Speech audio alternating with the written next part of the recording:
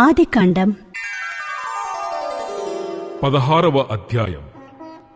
అబ్రాము భార్య అయిన షారాయి అతనికి పిల్లలు కనలేదు. ఆమెకు హాగరు అను ఐగుప్తీయురాలైన దాసి ఉండెను.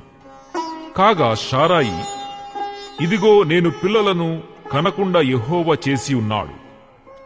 నీవు దయచేసి నా దాసితో పొమ్ము, ఒకవేళ ఆమె వలన నాకు సంతానము కలగవచ్చునని అబ్రాముతో చెప్పాను. అబ్రాము సారాయి మాట వినెను.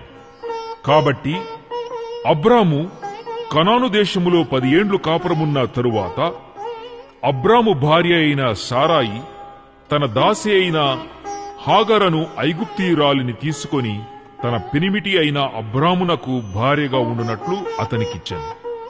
అతడు హాగరుతో పోయినప్పుడు అది గర్భవతి ఆయను. అది తాను గర్భవతినైతినని తెలిసికొనినప్పుడు దాని యజమానురాలు దాని దృష్టికి నీచమైనదాయను. అప్పుడు సారాయి, నా ఉసురు నీకు తగులును, నేనే నా దాసిని నీ కౌగిటికిచ్చిన తరువాత తాను గర్భవతినైతినని తెలిసికొనినప్పుడు నేను దాని దృష్టికి నీచమైన దాననైతిని. నాకును నీకును యెహోవా న్యాయము తీర్చునుగాక అని అబ్రాముతో అనెను. అందుకు అబ్రాము, ఇదిగో నీ దాసి నీ చేతిలో ఉన్నది, నీ మనసు వచ్చినట్లు దాని చేయుమని సారాయితో చెప్పాను.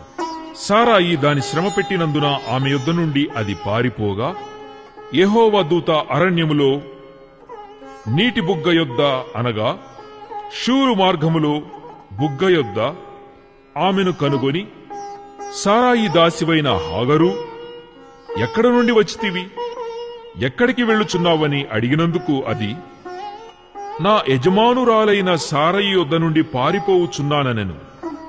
అప్పుడు యెహోవా దూత, నీ యజమానురాలి యొద్దకు తిరిగి వెళ్లి ఆమె చేతి క్రింద అణిగి ఉండుమని దానితో చెప్పెను. మరియు యెహోవా దూత, నీ సంతానమును నిశ్చయముగా విస్తరింపజేసెదను, అది లెక్కింప వీలులేనంతగా విస్తారమవునని దానితో చెప్పాను.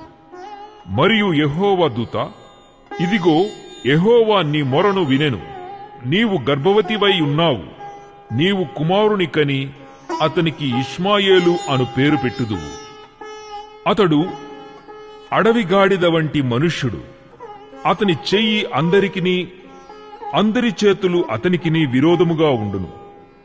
అతడు తన సహోదరులందరి ఎదుట నివసించునని దానితో చెప్పగా, అది చూచుచున్న దేవుడవు నీ